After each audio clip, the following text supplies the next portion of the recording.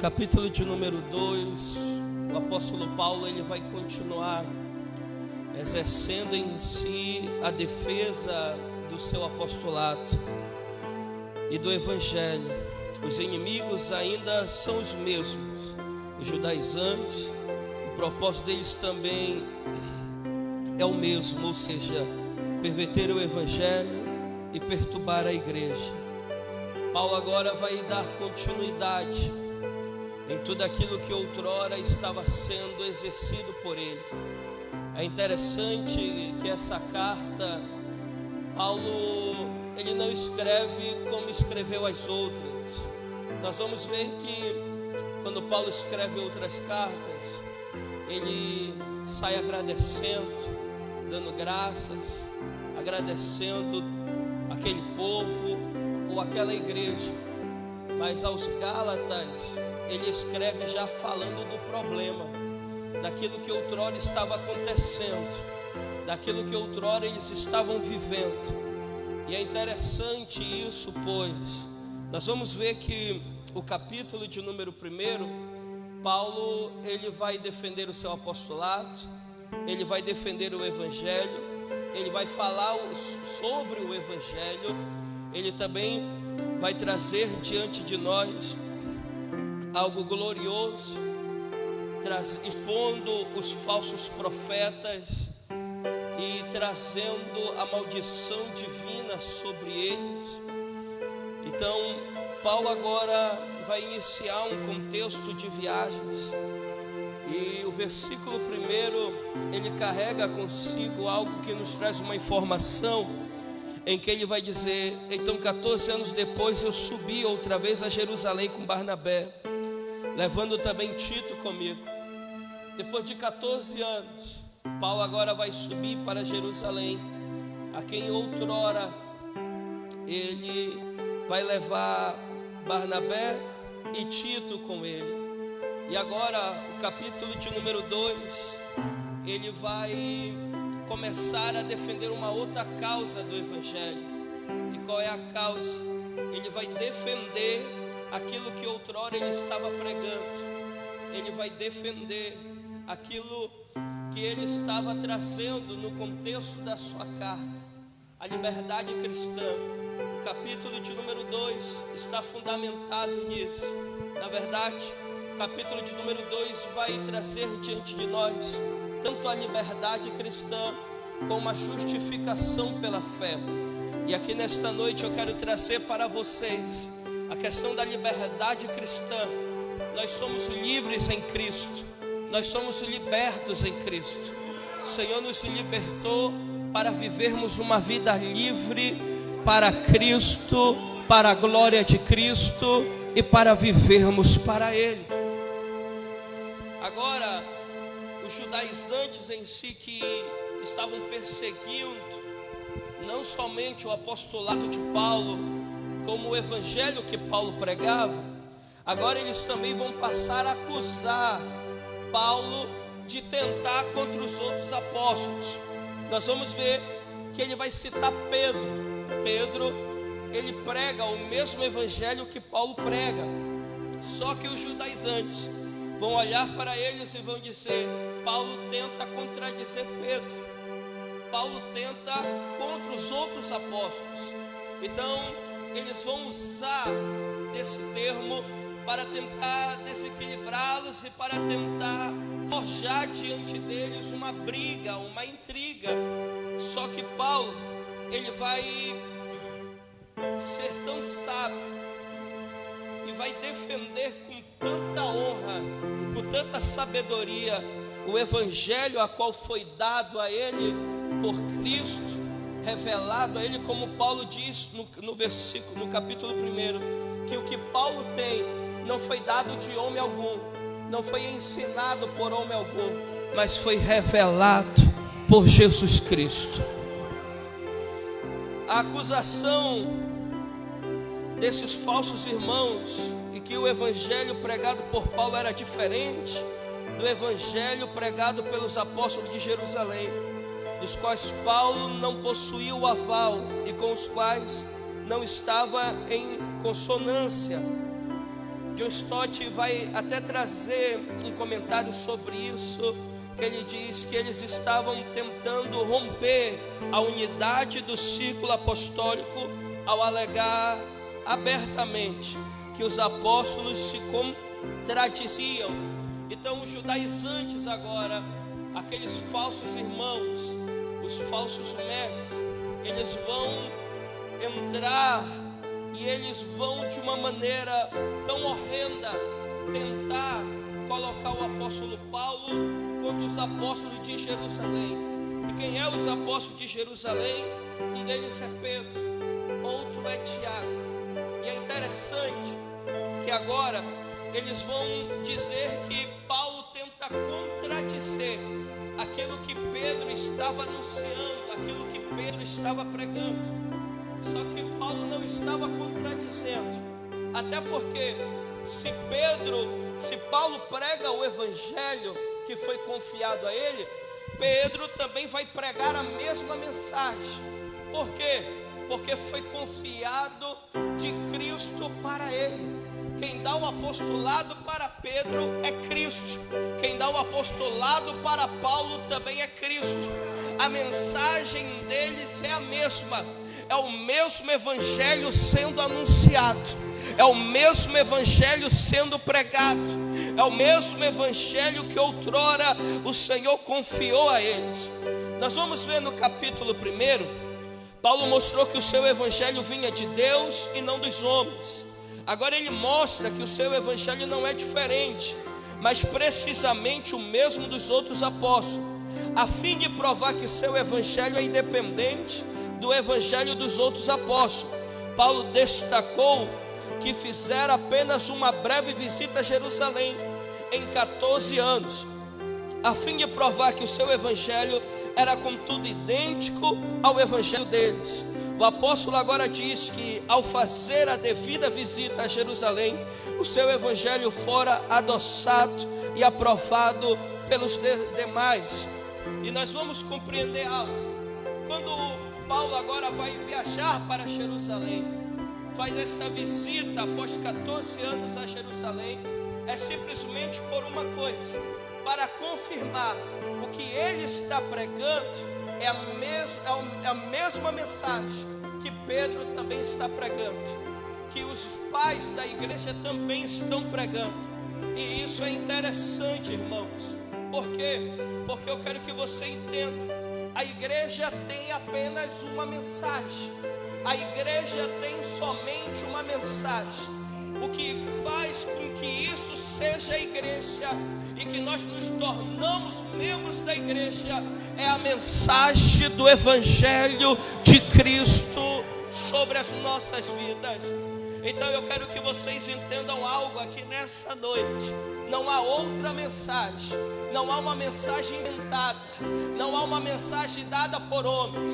A mensagem de Cristo é completa, a mensagem do evangelho é poderosa, a mensagem do evangelho opera sobre as nossas vidas. E Paulo sobe para Jerusalém junto com Barnabé e com Tito para confirmar a unidade deles, para confirmar a mesma mensagem. E isso é glorioso, sabe por quê? Porque eu vou entender que os personagens mudam, mas a mensagem não muda. Por quê? Porque Cristo é imutável. Não há como mudar Cristo, não há como desfazer Cristo. Então a mensagem de Cristo também é poderosa. Então, aleluia. Olhe para cá.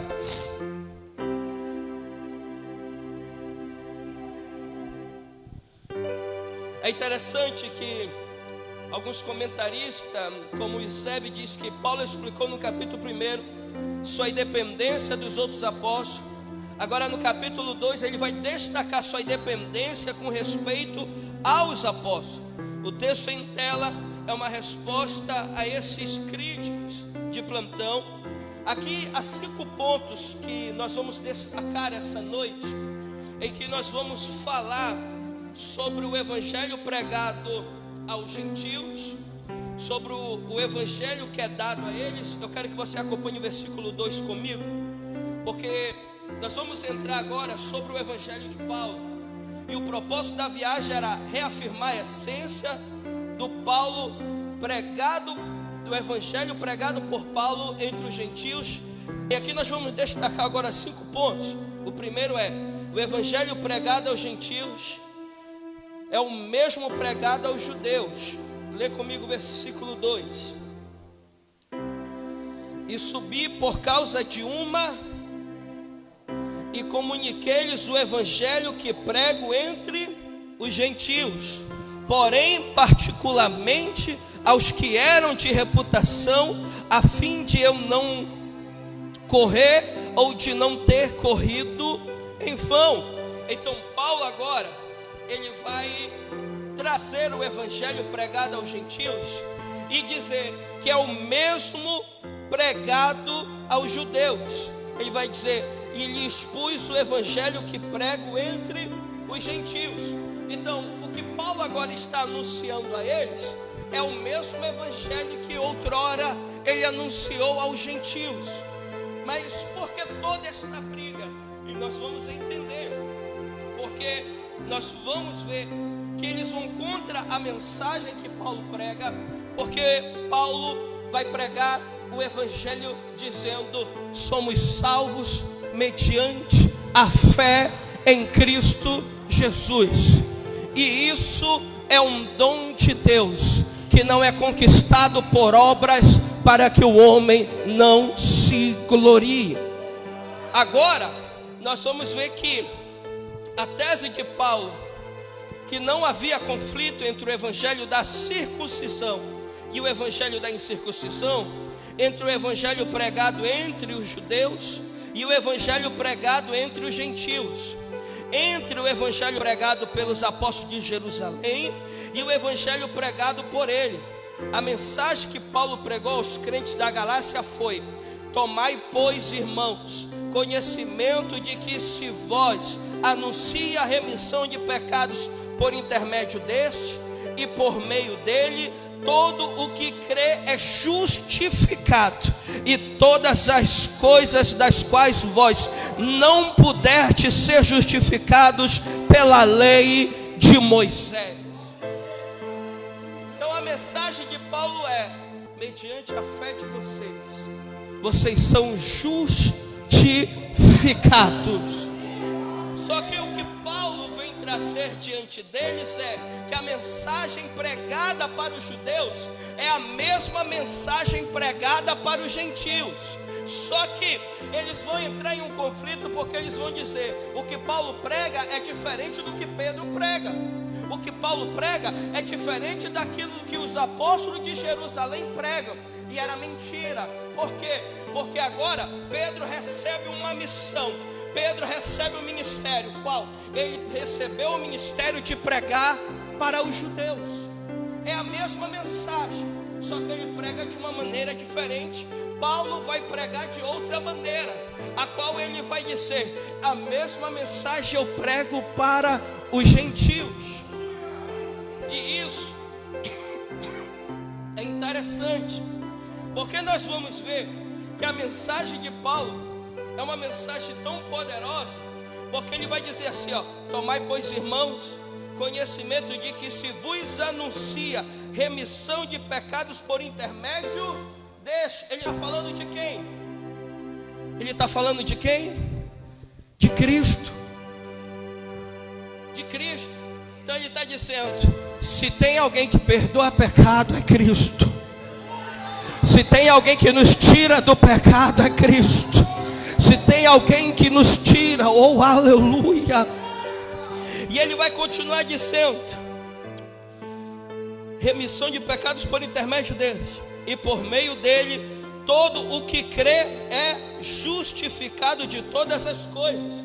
Então ele está dizendo: aquele que crê nele é justificado de todas as coisas.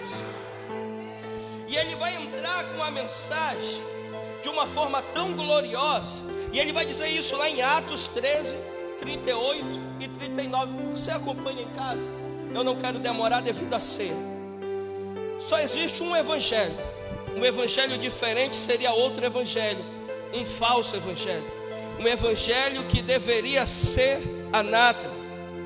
Stott reconhece que não existe um evangelho paulino, outro petrino e outro ainda joanino, como se fossem totalmente diferentes um do outro. Isso é um erro. Os apóstolos não se contradizem. A diferença de estilos, de ênfase, de esferas, mas o único evangelho. Paulo evidenciou nessa passagem que estava de pleno acordo com os apóstolos de Jerusalém, e que estes com ele. O evangelho não mudou com o passar dos séculos, seja pregado a jovens ou a velhos, no leste ou oeste, a judeus ou a gentios, as pessoas cultas ou ignorantes, a cientistas ou a leigos. Embora sua apresentação possa variar, a substância continua sendo a mesma mensagem. Então Paulo chega e ele traz diante de nós algo glorioso. Ele diz: olha, eu não estou contra eles e nem pregando uma mensagem diferente da deles. Então o que é que nós aprendemos com isso como igreja? Que a mensagem que tem que ser pregada é a mesma mensagem que foi anunciada por eles. Eu vou repetir: a mensagem que temos que anunciar é a mesma mensagem que eles outrora anunciaram.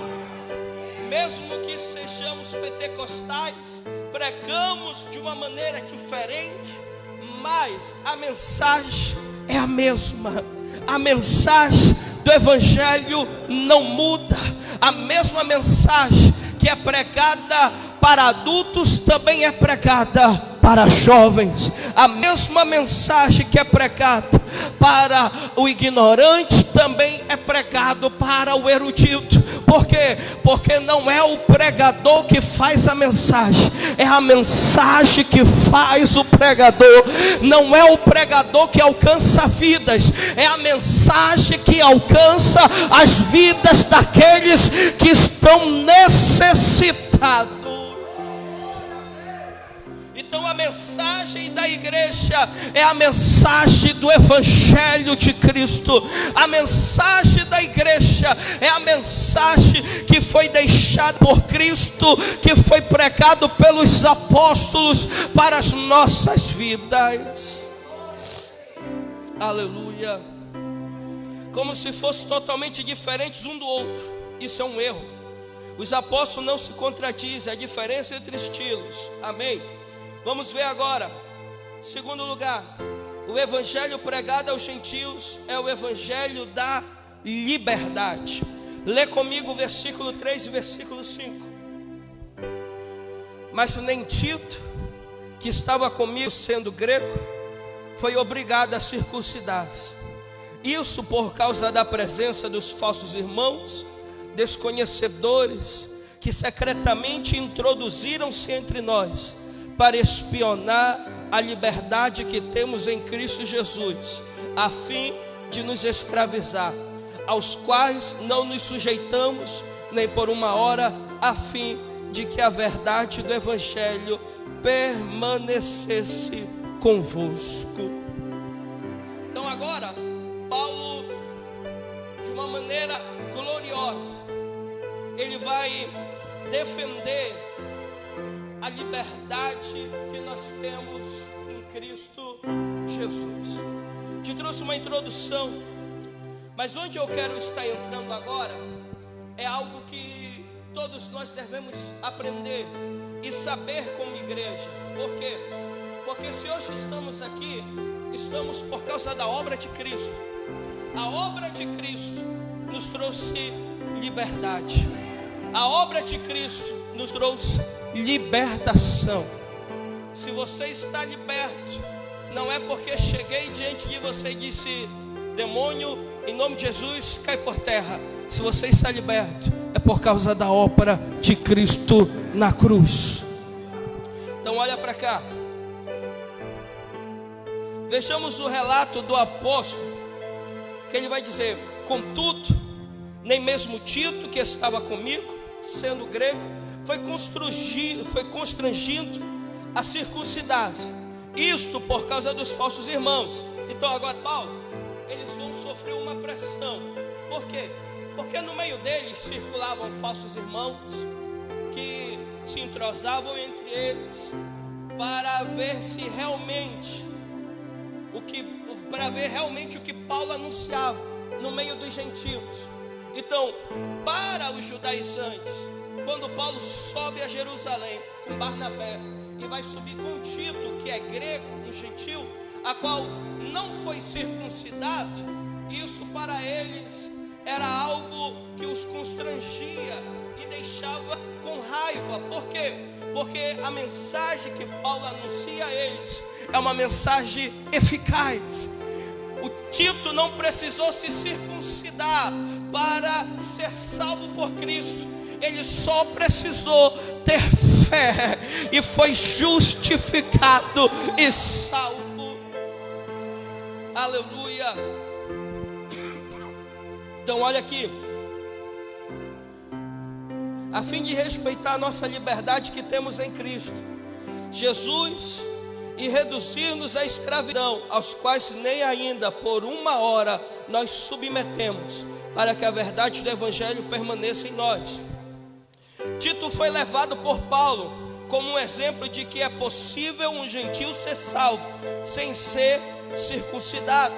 Para os judaizantes, a presença de um gentil incircunciso na igreja era uma afronta, enquanto para Paulo era a evidência da eficácia da graça e da liberdade do Evangelho. Se cedesse à pressão dos judaizantes para circuncidar Tito, Paulo estaria comprometendo a essência do Evangelho. A própria liberdade cristã estaria danificada. Isso seria voltar à escravidão da lei. Olha para mim. Agora, Paulo vai subir com Tito. E ao subir com Tito, eles vão ver que Tito não é circuncidado. Não foi circuncidado. Por quê? Porque repetir a obra da lei é viver debaixo de uma condenação. E eu já disse isso aqui para vocês. No Antigo Testamento, eles se circuncidavam para mostrar que eles eram salvos. No Novo Testamento, os judaizantes, lá em Atos 15, no Concílio de Jerusalém, eles vão dizer, eles vão pregar dizendo que eles até poderiam crer em Cristo, porém, para ser salvos, eles tinham que ser circuncidados. Só que Paulo vem dizendo que nós não precisamos nos submeter às obras da lei. Por quê? Porque nós somos salvos mediante a fé em Cristo Jesus. Quem está entendendo isso aqui?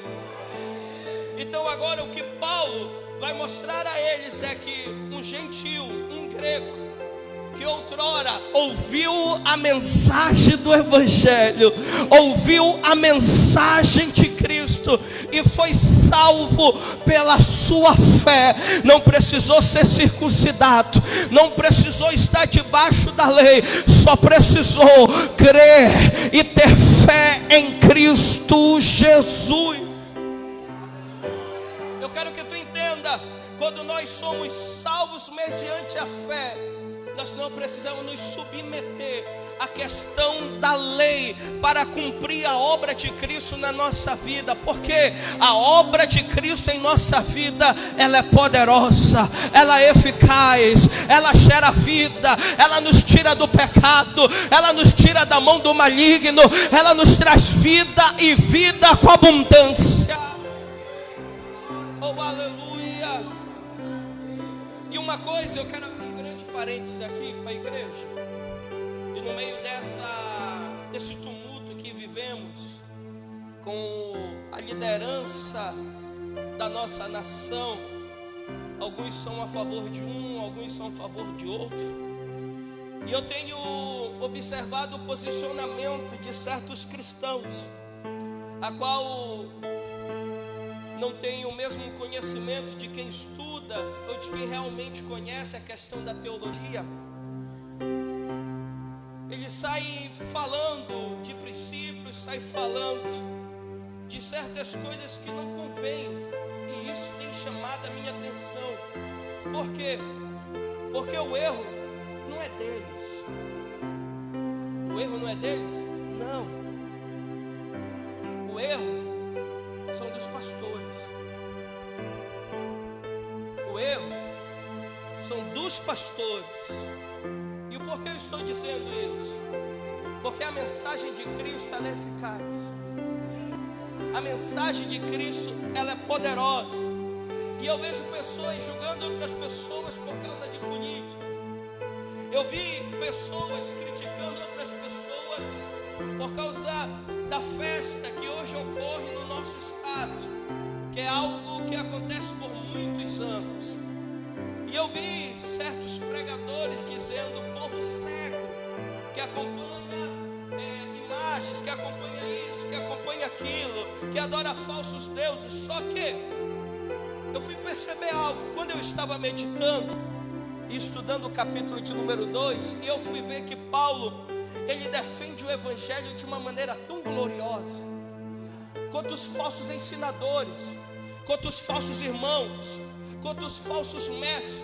E tem algo que me chamou a atenção quando eu estava meditando, que Paulo, ele estendia a mão para aqueles que eram fracos, para aqueles que não tinham o mesmo conhecimento, para aqueles que outrora não tinham a mesma visão bíblica que temos. Só que com os falsos irmãos, Paulo era duro. Com os falsos irmãos, ele era inflexível. Com os falsos irmãos, ele batia dizendo: amaldiçoado seja aquele que traz outra mensagem, que não seja a mensagem do evangelho. E onde é que eu quero chegar com isso? Que princípio bíblico não é o professor que ensina. Princípio bíblico não é o irmão que ensina. Princípio bíblico, quem ensina é o pastor da igreja. E o porquê estou dizendo isso? Porque nós estamos nessa maratona de exposição de Gálatas, e eu tenho percebido que algumas pessoas têm mudado quando nós falamos sobre evangelho. Eles têm vivido coisas gloriosas através da mensagem do evangelho. Salvação de vidas, transformação de vidas, novas vidas sendo dadas. E isso é glorioso. Só que nós não vamos atrair aquelas pessoas que estão lá batendo nelas, chamando elas de cegas, dizendo que elas adoram falsos deuses. Não, a mensagem é: Cristo é eficaz, a obra de Cristo é eficaz, Jesus tem poder para mudar as vossas vidas. Essa é a mensagem. Não é batendo, não é julgando. Sabe por quê? Se você quer que alguém sirva a Cristo como você serve, pregue o que Cristo pregou, ensine o que Cristo ensinou. Você não vê Paulo chegando diante deles e confrontando-os. Você Paulo dizendo: ei, Jesus fez uma obra na minha vida. Outrora eu era perseguidor da igreja, outrora eu tinha prazer em matar aqueles que outrora eram meus irmãos. Só que agora Ele me chamou, Ele me escolheu antes da fundação do mundo, Ele me deu uma nova vida, Ele me elegeu e Ele também me salvou. Oh, aleluia. Orabacolomi nevadarasúria de calamanaraia saio de nevadarás. Oh, aleluia. Sabe por quê? Quando nós ouvimos a mensagem de Cristo, que Cristo opera a nossa vida, nós temos liberdade em Cristo, nós temos vida em Cristo, nós temos liberdade para servi-lo, para adorá-lo, oh aleluia, para buscá-lo todos os dias de nossas vidas. Oh aleluia, oh aleluia. Isso é uma verdade entre nós. E eu quero que você entenda: não sejam igual a essas pessoas. Oh aleluia. É por isso que eu estou aqui ensinando. É por isso que todo domingo nós estamos aqui trazendo uma mensagem de ensinamento, uma palavra que conduz vida, uma palavra que alimenta a vida.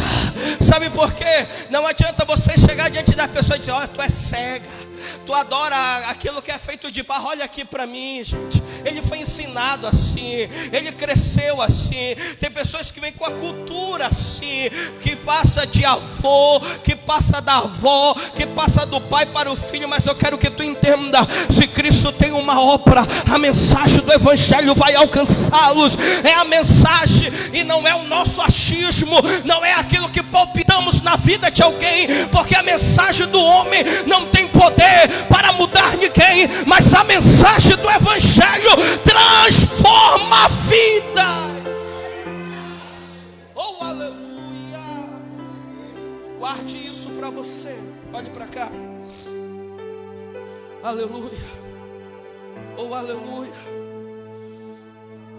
Se cedesse à pressão dos judaizantes para circuncidar Tito, Paulo estaria comprometendo a essência do Evangelho. A própria liberdade cristã estaria danificada. Isso seria voltar à escravidão da lei. É claro que a liberdade cristã não é sinônimo de licenciosidade. Adolf Paul, ele vai descrever algo ao conjecturar que o cristão livre não é o ser humano deixado solto.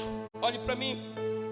Um cristão livre não é um ser humano deixado solto, mas é aquele que vive com seu libertador. E para o seu libertador, fora do senhorio de Cristo, a liberdade é uma ilusão. Tão somente cobriremos nossas paixões e desejos com uma palavra grandiosa. Então, o que é ter liberdade em Cristo? Não é viver uma vida qualquer, não é levar uma vida lá fora. Ter uma vida com Cristo é estar debaixo do seu senhorio, é estar debaixo das suas mãos que nos conduzem todos os dias. Nós temos liberdade nele, porque foi pela obra dele que nós somos salvos por ele. Então a liberdade que nós temos em Cristo não é uma liberdade de levar uma vida qualquer, não é uma liberdade de levar uma vida desonrosa, mas é uma liberdade de estarmos nele. Por quê? Porque a obra de Cristo foi entregue por causa dos nossos pecados e para nos tirar da mão do maligno. Então, se nós estamos em Cristo, nós estamos libertos. Se nós estamos em Cristo, não há o que ser cumprido mediante a lei. Porque a obra de Cristo é eficaz sobre as nossas vidas. Não há como vivermos debaixo da escravidão da lei, porque nós somos livres nele, somos livres por ele e somos libertos por ele.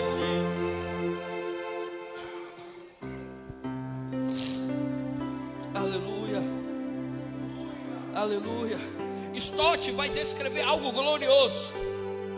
Está absolutamente correto quando escreve: introduzir obras da lei e fazer a nossa aceitação depender de nossa obediência a regras e regulamentos era fazer o homem livre retroceder para a escravidão. Neste princípio, Tito era um teste. Era verdade que ele era um gentil incircunciso, porém era também um cristão convertido. Tendo crido em Jesus, fora aceito por Deus em Cristo, e isso, dizia Paulo, era suficiente. Nada mais era necessário para a sua salvação, como confirmou mais tarde no concílio de Jerusalém, Atos 15:11. Então, nós vamos entender algo.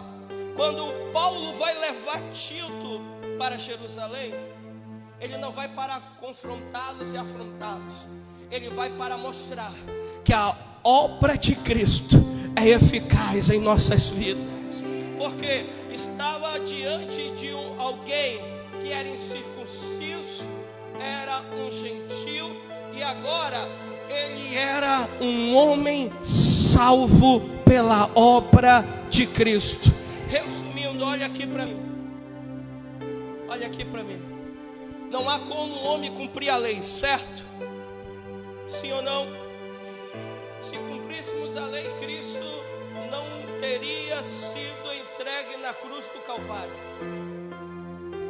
Então, o que Paulo está mostrando para eles é o que eles estão pregando ali é incoerente. Por quê? Porque se nós nos submetermos a regras e regulamentos para depender de nossa obediência, não há como o homem ser salvo. Vamos ser sinceros. Levanta a mão aqui quem acha que se salvou. Não, pastor, eu fiz e eu fui salvo. Não, eu obedeço e sou salvo. Por quê? Porque todos nós somos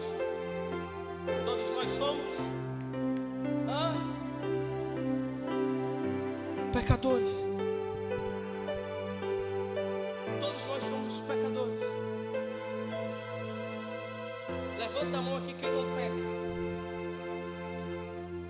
Quem não peca? Pastor, isso é absurdo. Não é absurdo. Nós não somos escravos do pecado, mas nós pecamos.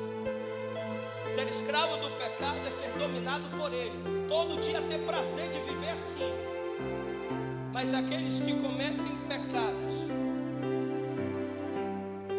de maneiras que não faz porque quer, mas porque ainda vivemos nesse corpo corruptível, mas o que está dentro de nós, uma alma que anseia pelos céus, uma alma que anseia pela morada eterna, todos os dias está diante dele dizendo: tu és santo e eu sou pecador, tu és santo e eu sou indigno da tua presença. Oh, aleluia.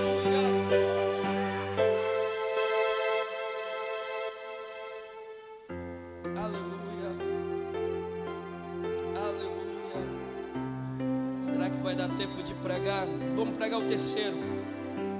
Terceiro lugar, o evangelho pregado entre os gentios não depende da aprovação dos homens. Por quê? Porque eles tinham que ver. Isso é interessante. Eles tinham que observar, eles tinham que ver alguma coisa. Porque ele olhava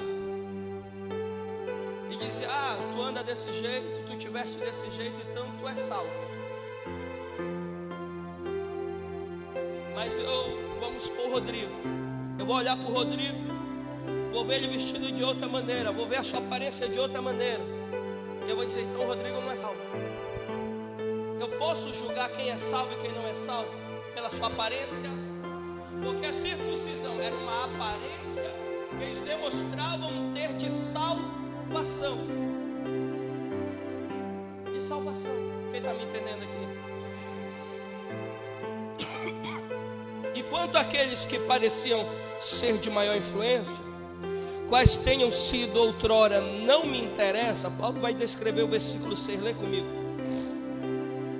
Mas aqueles que pareciam ser alguma coisa, o que quer que eles fossem, nenhuma diferença faz para mim, nada me importa. Aí ele vai continuar. Paulo não estava depreciando os apóstolos de Jerusalém, mas sim as reivindicações extravagantes e exclusivas estabelecidas para eles e pelos judaizantes. John Stott vai enfatizar dizendo que as palavras de Paulo não são uma negação da autoridade apostólica. Então Paulo, ele não está brigando com os outros apóstolos, ele não está falando deles. Paulo, ele está falando daquilo que estava sendo imposto pelos judaizantes. Por quê? Porque para os judaizantes, aqueles que eram circuncidados pela lei de Moisés, então eles eram salvos. Eram salvos. Olhe para cá. É uma negação da autoridade apostólica deles. Nenhuma indicação de desrespeito. Paulo simplesmente está dizendo que, embora aceite o seu posto de apóstolo, não se sente intimidado por suas pessoas, como acontecia com os judaizantes. Calvino vai descrever algo. Calvino alegra que a razão dessa santa jactância de Paulo não era a consideração por sua própria pessoa, e sim a necessidade de proteger sua doutrina. A controvérsia não se referia a indivíduos, portanto, não era um conflito de ambições. Em outras palavras, Paulo não questionava a dignidade dos apóstolos, e sim a vanglória indolente de seus adversários, a fim de apoiar pretensões indignas. Eles enalteciam Pedro, Tiago e João, tirando proveito da veneração que a igreja lhes atribuía, para satisfazerem seu desejo intenso de prejudicar Paulo. Então, qual era a intenção dos judaizantes? Prejudicar Paulo, colocar Paulo contra os outros apóstolos. Só que o que Paulo vem pregando não é contra eles. O que Paulo vem pregando é uma liberdade que nós temos em Cristo Jesus. O que Paulo vem anunciando a eles não é contra os pais da igreja, não era contra João, não era contra Pedro, não era contra Tiago, porque o que eles queriam colocar era Paulo contra os líderes da igreja da época de Jerusalém, que era Pedro, que era Tiago, que era João. Eles queriam colocar Paulo contra eles. Só que aí Paulo vem dizendo: eu não estou pregando o que prego por causa deles. Eu não estou contra eles. Por quê? Porque a mensagem que eles pregam é a mesma mensagem que Paulo prega. Ele está pregando contra aqueles que querem se mostrar ser uma coisa e não são, que querem mostrar. Por quê? Porque a obra de Cristo em nossas vidas, ela não é de fora para dentro, ela é de dentro para fora. Oh, aleluia! Como é que eu mostro que eu sou salvo? Com as minhas atitudes. Todo salvo carrega frutos de salvação, e não está em sua aparência, não está no seu externo, não está nas suas vestes, não está como eu ando, mas sim como eu vivo para Ele, mas sim quem eu sou diante dEle. Oh, aleluia! Porque para eles o que importava era a aparência externa. Como muita gente que vive de aparência. Redes sociais é terra disso. Gente que vive de aparência, que diz ser uma coisa lá, mas dentro da sua casa é outra, no meio da rua é outra. Esse dia eu tenho acompanhado aí meia dúzia de crente que diz que é crente, mas não é, que quer bater nos outros, mas não vive a metade daquilo que fala na rede social. Irmão, nós vivemos um mundo hoje, um tempo de hipócritas. Sabe por quê? Porque Cristo disse que quer julgar alguém, então tira a trava do teu olho. Ah, Jesus. Aleluia. Aleluia. Hoje eu não vim aqui para bater em ninguém não, mas hoje eu vim aqui para pregar a liberdade que nós temos em Cristo. Nós não defendemos a nação por quem vai dirigir a nação. Nós defendemos a nação pela obra que Cristo operou em nossas vidas. Não é pela pessoa, é pela obra de Cristo em nós. Porque Cristo tem poder de mudar. Quem aqui foi transformado por Ele? Quem aqui foi tocado por Ele? Quem aqui está por causa da obra dele?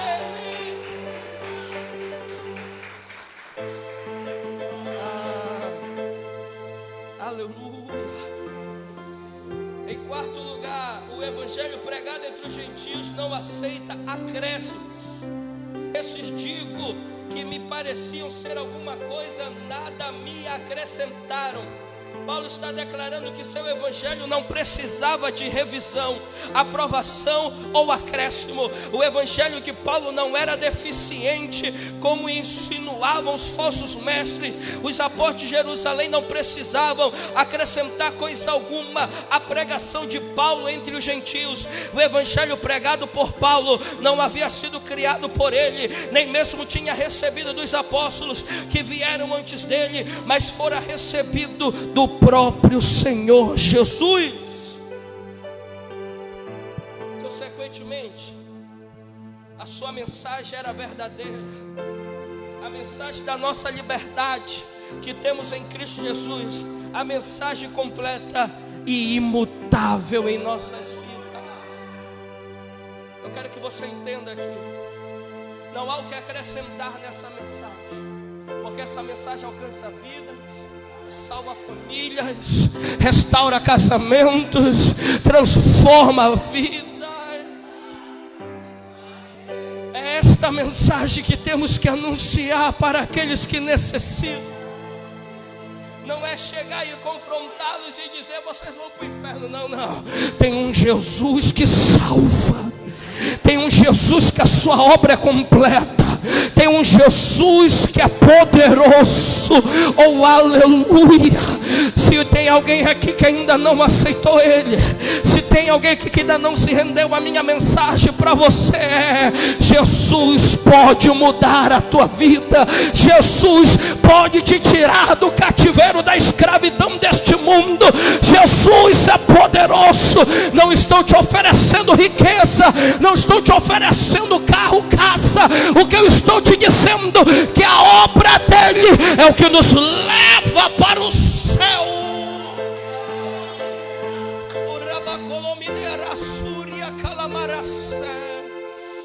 A mensagem da cruz vai transformar a tua casa. A mensagem de Cristo vai operar. Não há o que necessita ser acrescentado, porque ela é imutável, ela é completa, ela é eficaz, ela é poderosa. Foi essa mensagem que me trouxe aqui. Foi esta mensagem que me tirou do mundo. Foi esta mensagem que mudou a minha vida. Foi esta mensagem que mudou a minha história. Foi esta mensagem que me trouxe vida. É o Evangelho. É o Evangelho da liberdade em Cristo. Orabacanto me nevadarassúria. Orabacanto de ominevas. Eu não sei qual é o teu conceito de liberdade. Se é em tuas escolhas morais, em fazer o bem ou fazer o mal. Uns vão partir para o livre-arbítrio, e qualquer dia eu vou trazer uma mensagem sobre a questão de livre-arbítrio aqui para vocês.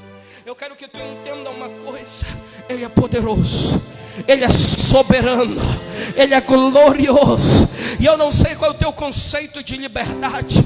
Eu não sei qual é o teu conceito de liberdade. Se está em Sócrates, se está em Marx, se está nos filósofos da antiguidade.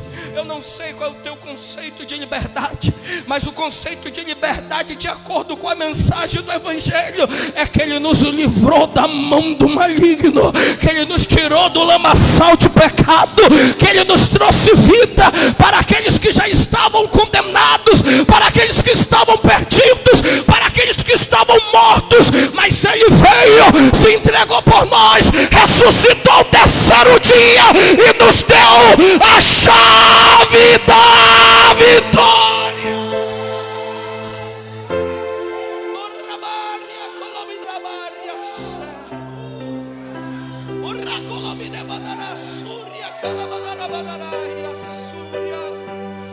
Ele é a tua liberdade. Ele é a tua liberdade. É Ele que traz vida. Pessoas doentes com as doenças da alma, é depressão, é ansiedade. São pessoas sofrendo, são pessoas presas com medo deste mundo, são pessoas trancafiadas pelaquilo que pode ou não acontecer. Eu quero que tu entenda, e eu quero que tu aprenda aqui nesta noite: a mensagem dele é o que nos traz vida. A mensagem do Evangelho é o que nos levanta. A mensagem do Evangelho é a que muda a nossa vida. Aleluia. Não estou aqui para falar de religião. Não estou aqui para falar se fulano é certo, se ciclano é errado. Eu estou aqui para falar que quem morreu na cruz foi Ele, que quem te livrou do pecado foi Ele, que quem pagou o teu preço foi Ele, que quem deu a vida para você foi Ele.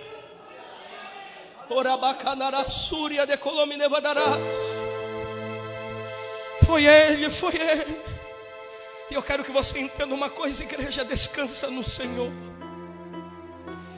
porque o Senhor sempre estará no controle de tudo. não há quem possa escapar de suas mãos. E operando Deus, ninguém impedirá. O que nós temos que fazer? Pregar a mensagem, anunciar este evangelho, pregar a liberdade que nós temos em Cristo Jesus, porque Ele sim pode mudar a tua história. Quem crê nisso, glorifique a Ele, aplaude a Ele e fica de pé comigo nesta noite.